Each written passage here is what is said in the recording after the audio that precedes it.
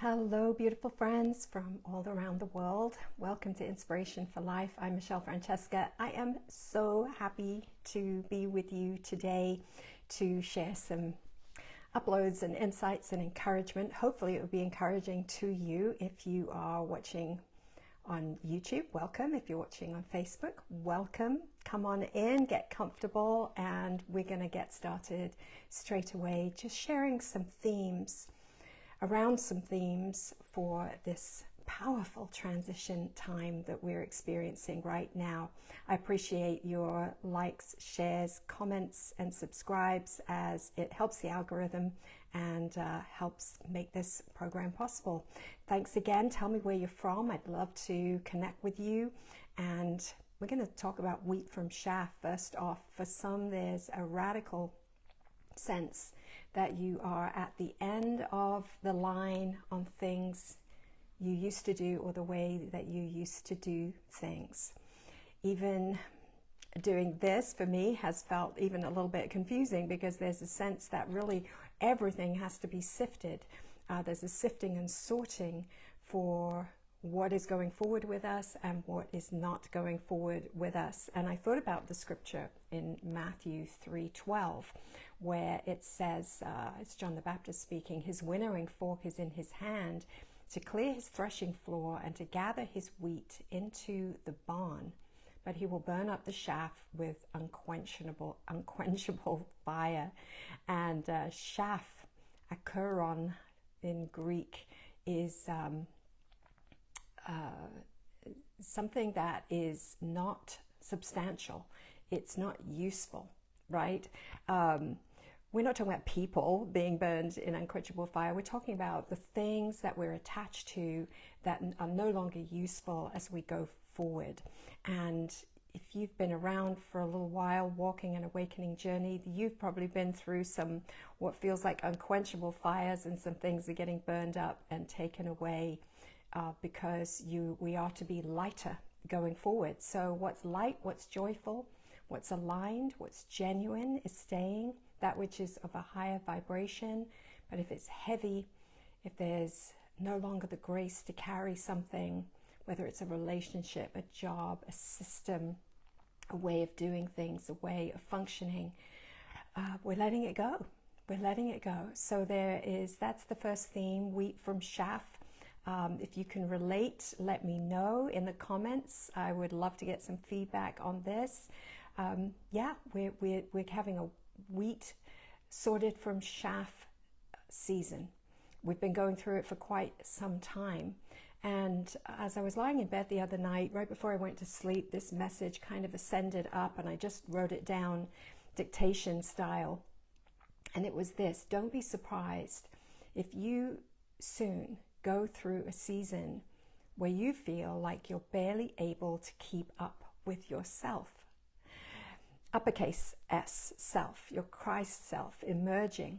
Let me say that again. Don't be surprised if you soon go through a season, maybe you're feeling it right now, where you feel like you're barely able to keep up with your Christ self emerging, the higher self, however you like to describe this.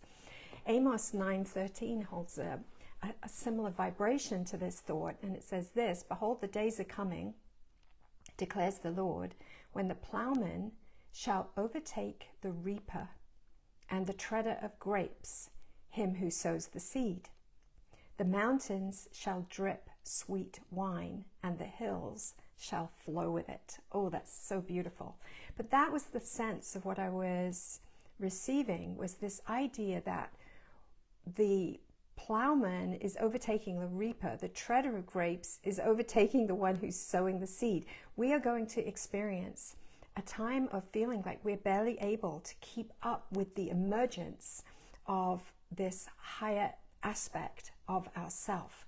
And the self, the true self, right, the Christ mind, is beginning to operate the human expression with more efficiency. If we've done the work, if we've been doing the wheat from the chaff sorting, if we've been through some of these fires, if we're letting go of things that we can't take forward, this Christ self, this higher self, is coming online. The divine technology within is rapidly emerging and rapidly becoming activated. And the result might be for a while that we feel kind of on, like we're shaking on shaky ground, because we're barely able in our not human kind of more typical thinking mind to keep up with this Christ self-emergence. So if you feel like that, if you feel like, wow, I can hardly keep up with the shifts and the changes that are going on, I think you're spot on. I think you're bang on time with that. You know, people have been doing a lot of work, and why would we be surprised that the Galatians 2:20 life is actually being lived now, right? No surprise. Which is, it is no longer I, the lowercase I, who lives and runs the show, but Christ lives in me, through me, as me. So the life I live by the faith of the Son of God, who died and rose again on my behalf. That's the scripture. So this consummation that we've been experiencing, this oneness that we talk about, that's now becoming integrated, that's becoming natural to us, right? Not just a theology, it's a natural union. In fact, Dr. Kay Fairchild was just talking about that in a post this morning, an excellent post. It's now a natural thing, this emergence of this beautiful fruit that's coming out of the tree of life root, right? Because when we tend the root, the fruit takes care of itself. It's effortless.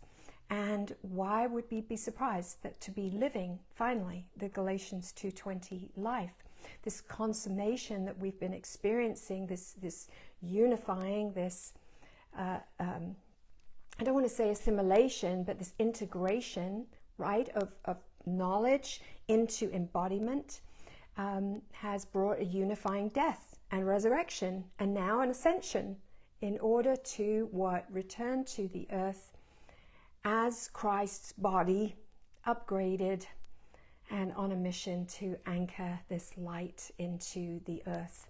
So the word that I was just taking down in dictation form went on to say upgrades that you didn't even ask for have already happened. Light codes have been installed, and what was dormant has been switched on. And this is a movement of God through the cosmos in you. Surrender to this movement. Resistance is futile and will only bite you back. Things which eye hasn't seen or ear heard or arisen in the heart of man are fast manifesting. New is new. There was never going to be a reference for it. So we are all finding our way on this new territory. And there will be happenings and shifts that your mind does not have a box for. Don't waste energy trying to construct a box. Instead, be ready and willing to live in a way that you might not have a full handle on yet, or might not get a manual for. Can anybody relate to that? What a beautiful message. It was ahead of me. A lot of the messages that are just uploading right now, that I'm just taking dictation on, are ahead of my mind. And I'm as fascinated as anyone might be hearing these things, but I'm sensing, yes, this is exactly where we're at right now. There's no, I can continue reading, there's no time anymore to write a clunky manual. If you do, it will likely be obsolete within a year or months, maybe even weeks. Time is speeding up. There was a strong emphasis on that. Time is speeding up. Light waves are intensifying. If you're not sure how to run with the horses, spend more time being still. This will give your energy body a chance to arise, and your physical, or sometimes called the pain body, a chance to align. Your energy body is ascending strongly now. Learn to tune in to this light body wisdom. The pain body has been healing. Integration is happening. Heaven on earth is at hand. Oh, I love it. I love it. I love it. What a beautiful, beautiful message. So we started, if you just jumped on, with wheat from Chaff. Radical sense that things that we used to do, we just can't do anymore, that there's the end of a line on the way we used to do things, or the things that we are doing.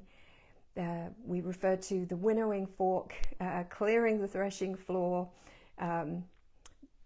sorting the wheat from the chaff. What's light and joyful and aligned and genuine is staying. What's heavy, there's no grace for it. Whether it's in relationships, jobs, functions, systems, it's crumbling. And don't be surprised if you go through a season where you're barely able to keep up with this light self, Christ self emerging, and the Galatians 2:20 life actually being lived. Perhaps you feel like you're on a pendulum, swinging from feeling great, having high energy one day, and waking up on other days and feeling like you got hit by a truck. Can anybody relate to that? This is all part of this integration work. Don't be hard on yourself on the difficult days. Just know that we are swinging. We're trying to get a handle on this new kind of evolution of beingness, really. And old aspects of our body that haven't come into alignment with that yet are trying to catch up. Your old dreams might no longer excite you. Old goals might suddenly seem meaningless. You might feel the need for deep solitude at this time. And like the message was, surrender to the movement, this cosmic movement. If you feel like you are not able to catch up, spend more time being quiet, being in solitude. That will give your body a chance to integrate and catch up. Your emotions might be all over the place. Inspiration 1 minute, overwhelm the next. And you may be questioning everything, unsure of what's ahead. Just know that that is very normal. I'm no expert on this. I'm finding my way just like you are, but sometimes get a little glimpse of things to bring a message of encouragement like this.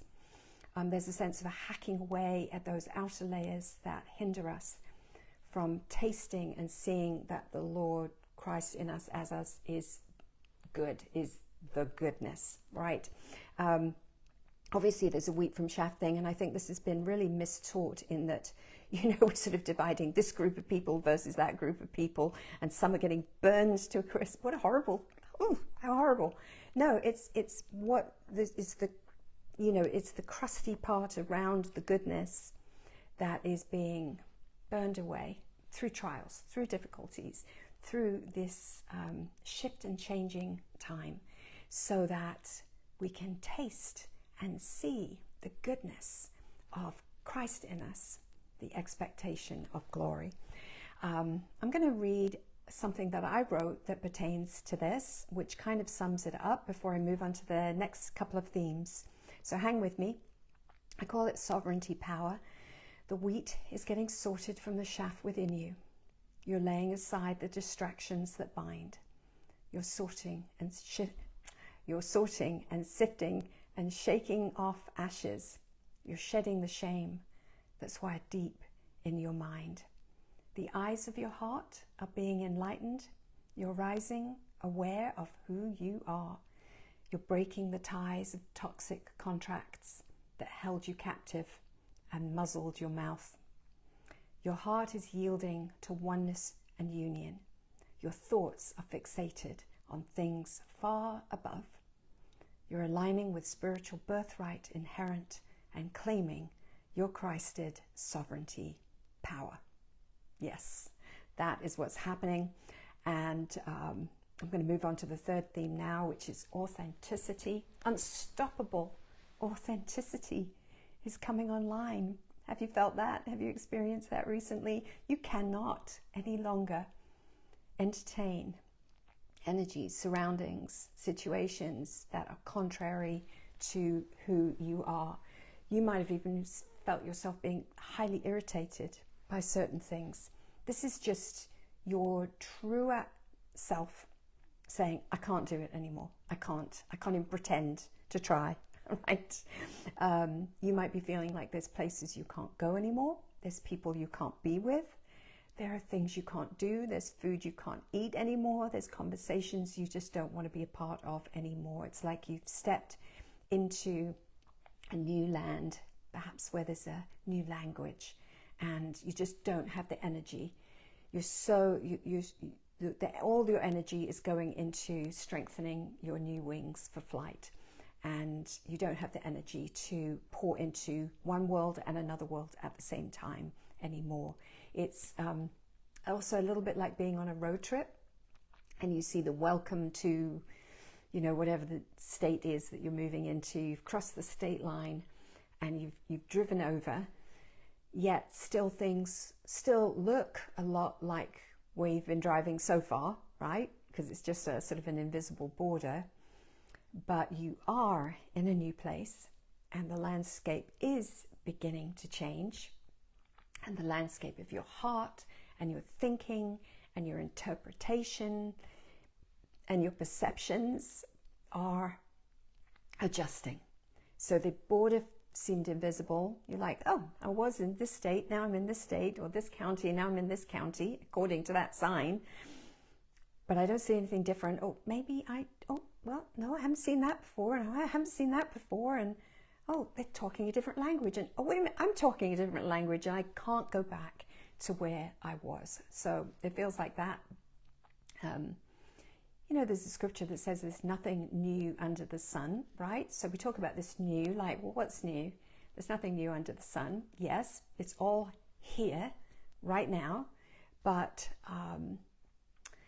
we are seeing with new eyes things that we haven't been able to see before because we've been stuck in algorithmic loops, right? We've been just stuck in loops of thinking with blinded eyes, but the eye salve has come on, our eyes are opening, and we see beyond now into realms, right? We're not just seeing in the physical, we're seeing beyond with fresh eyes.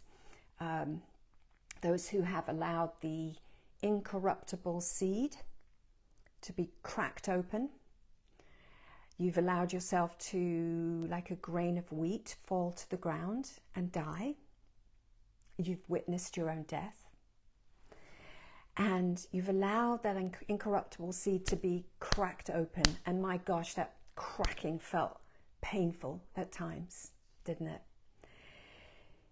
Maybe the Pluto wrecking ball came through your life, this life, and you've been cracked open, and you're now awakening to new realms, to expanded consciousness. And it's like, where am I? What's happening? Who can I trust? What can I trust? What's real? What's an illusion? What's truth? What's a lie? Who am I? And why am I here? And so if you're feeling that, you're like a little bit like, am I crazy? Am I like going crazy? Because this is so, like, it's such a shaking time. Just be encouraged that there's a release of attachment to help us elevate and ascend to new things, beautiful new things. All right, I am going to move on to the next theme, which is set apart. I wrote the themes down in the title. And just this message just descended up, and I took it down as a dictation. You've heard the phrase to be set apart, right? If you've been in Christendom for any length of time, you've heard about being set apart. Come out from among them and be separate, right? You've probably read that. But the message is, now you must choose to set your true self apart, which sounds like a total oxymoron because we know there's no duality, right? So I just want to emphasize that. There's no duality. So how do I set myself apart? Well, what this means, I feel like the deeper meaning of this kind of more typical language is to release attachment, right? So you're not setting yourself apart and saying, I'm over here and they're over here, and I'm this and they're that. It's not this or that message. It's set yourself apart by releasing attachment, to come out from the hive mind, to think individually. This is very much a new era of individuation. To think inspirationally, and to allow the Christ mind to lead. All right? That's what I'm hearing. You've heard it said, be set apart. Now you choose to be set apart from the hive mind, to think individually, inspirationally, and allow the Christ mind to lead. I mentioned this in a post recently, but I want to share it verbally as well. I was walking in my favorite local nature spot last year, and I absolutely needed it, but it was stated in such a clear and concise and profound way that it has stuck with me, and I've shared it with lots of people since. And it was this: you do a thing because you've done a thing. You think a thing because you've thought a thing, right? In other words, it's just an algorithmic loop. You do a thing because you've done a thing, because you're programmed to do a thing, because you've done it, you do it. You do it because you've done it. on we go. You think a thing because you've thought a thing, so you think it again. That's what beliefs are. A thought that we think so often that we've really ground in, wired it in, right? So for a while, the Spirit said to me, do nothing. Please. I mean, it was almost like, please do nothing. Please do nothing. Do nothing. Because I was thinking, what am I going to do? This new season, this has happened. You know, I'm not doing this anymore. What am I going to do? How many of us think like that? What am I going to do? And that's when this message came. You do a thing because you've done a thing. You think a thing because you've thought a thing. So for a while, do nothing so you can do a new thing. And I understood that this mind, this ego mind, right, is algorithmic. And we have to allow the momentum of those thoughts and those doings to cease so that a new thing can emerge. Now it springs forth. Can you not perceive it? We won't be able to perceive a new thing, a new way, a new function, a new approach, a new understanding if we're so busy just following the algorithmic cycle. So sometimes for a while we have to do nothing. We have to let the momentum completely cease so that we can actually be led by the Spirit. We might think we've been led by the Spirit, but most of it, 98% of it perhaps, is sort of just the ego algorithm. So to be able to really come into a new thing, we sometimes have to let that momentum cease. So if you have been put on what feels like the bench, or you've been what feels like buried, but it's actually planted, be encouraged. You have just been put in a situation, allow yourself to be put in a situation where the momentum of old things can cease so that you can think a new thing in a new way and actually live as a son of God and only do what you see your Father doing, right? In the words of the scripture. In other words, do what the inspiration of Spirit is teaching you to do. These are wild and extraordinary times, friends, right? Where it takes a lot of courage to step out of the hive mind, to set yourself apart from the hive mind. It takes a lot of courage to do that because there's still the majority of people are just sort of traipsing along, right? Going by what they see on the television programming or what they've thought so far or thunk so far, so they think it again. And you get the point that I'm saying here. This is a time of undoing, unlearning, and unknowing for many. Because if we really want the new thing, right, that is heavenly and at hand, we've got to be prepared to let the old momentum, the momentum of old ways, old thoughts, old actions cease so we can align with and live from, not just touch on it, not just tune into it occasionally, but actually live from a higher vibration.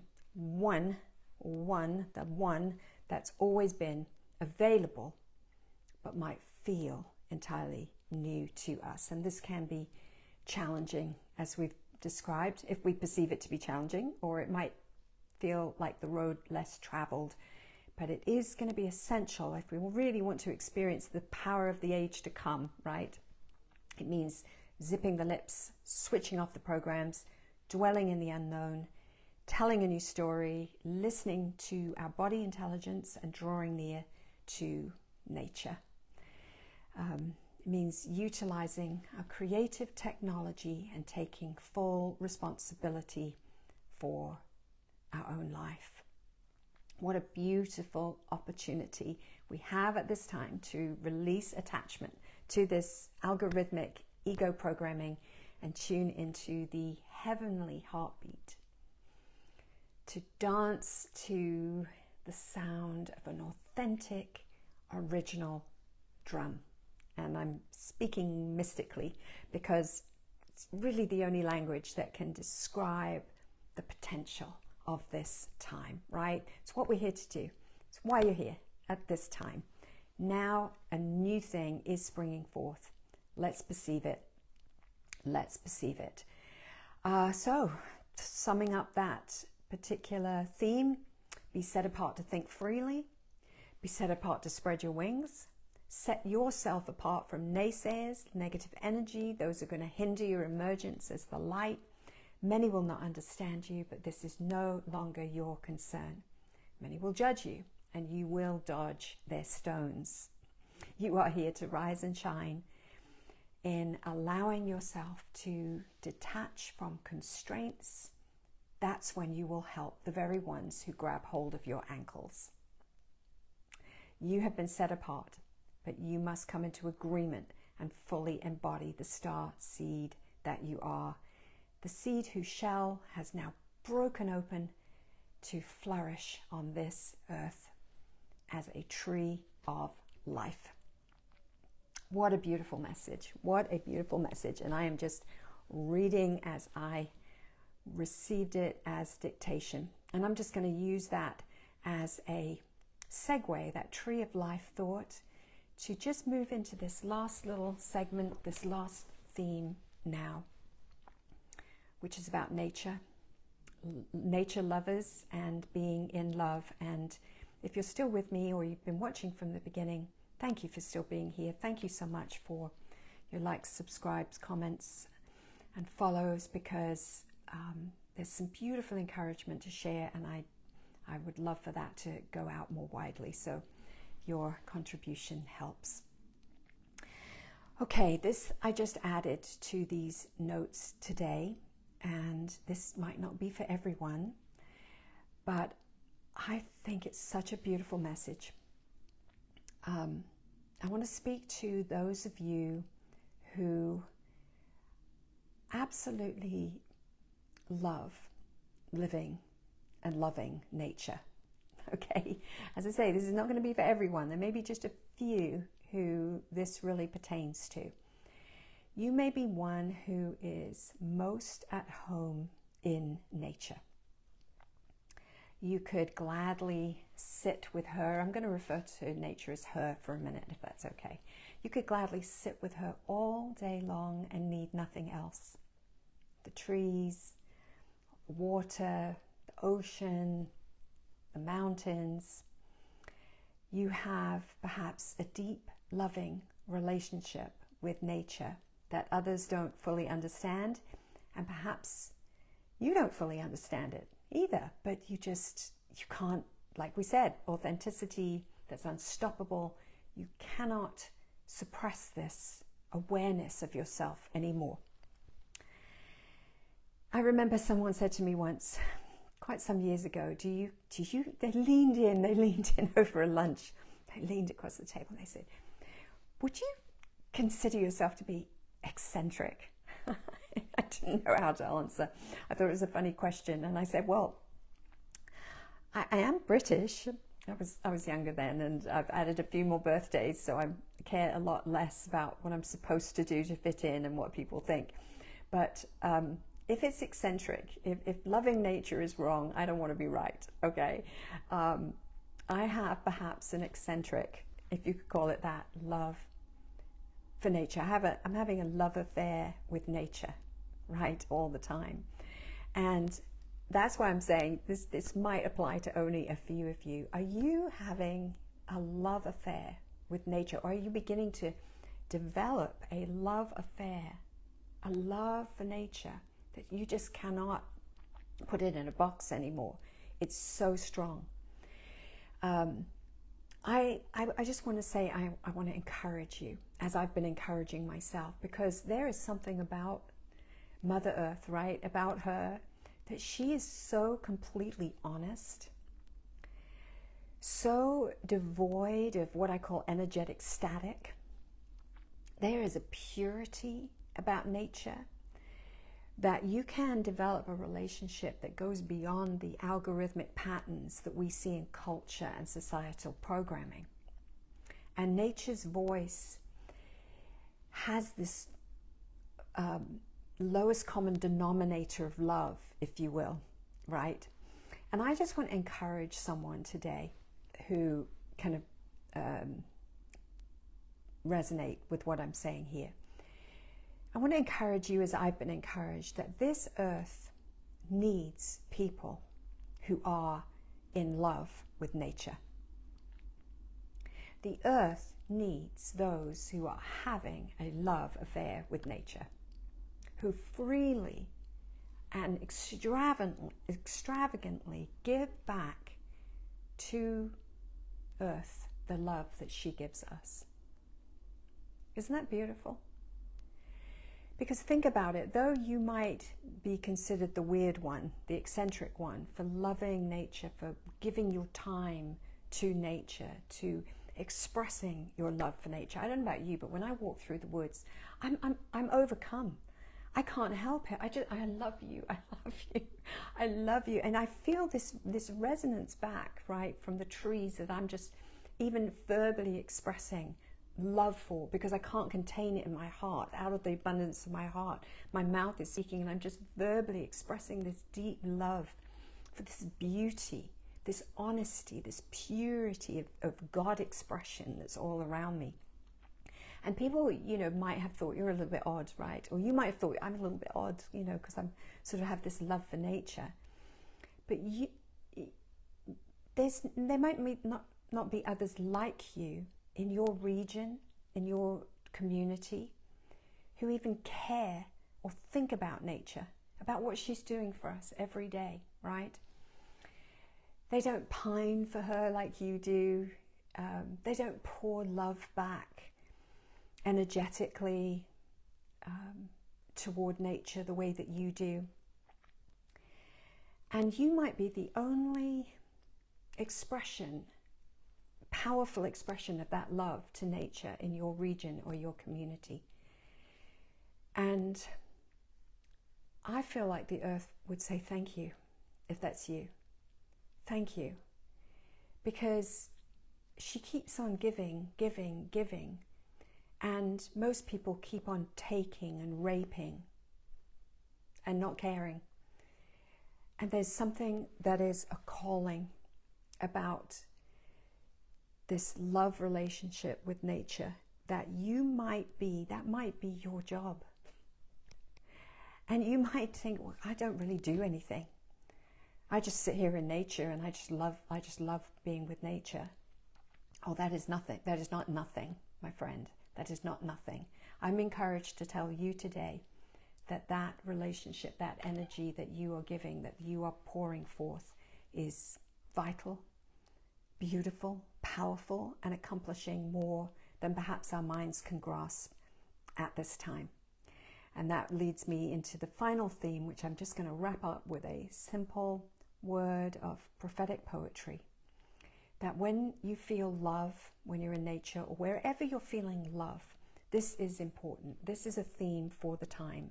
That in the midst of all the chaos, in the midst of the wheat getting sorted from the chaff, in the midst of us separating ourselves from the hive mind to think with individuation, to think inspirationally, to allow the Christ mind to really do the operating now, to be the chief operating system of our human divine beingness, right, in the earth, that in the midst of this, look for anything you can where you can be in love.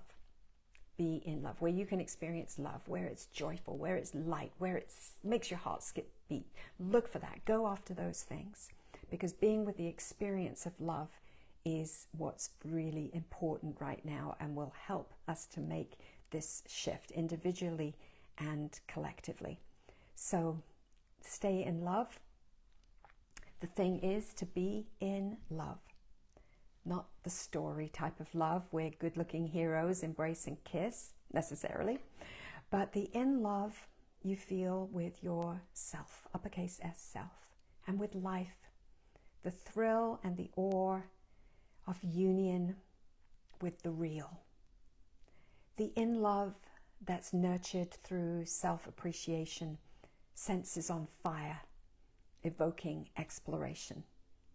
The in love that pulses with strength through your veins when ruach breezes caress your being. The thing is to witness your own magnificence, to notice your reflection and bask in God's image, to live in love with divinity's touch upon you, through you, in you, ever present. The thing is to breathe the breath of life and honor the radical sacred sound, to be in love with the gift of now and your unique presence on this holy ground. Well, thank you so much for sharing this time with me. And if you are watching by the replay on YouTube or Facebook, I'm so glad that you're here. I really have enjoyed sharing these 5 insights, uploads, and encouragements for this season of Wheat from Chaff: Unstoppable Authenticity, Divine Flow, being set apart, nature lovers, and being in love. It's been great to hang with you today. If you're in the US, happy Thanksgiving. Wonderful to see you. I look forward to seeing you again very soon. And thanks for being here.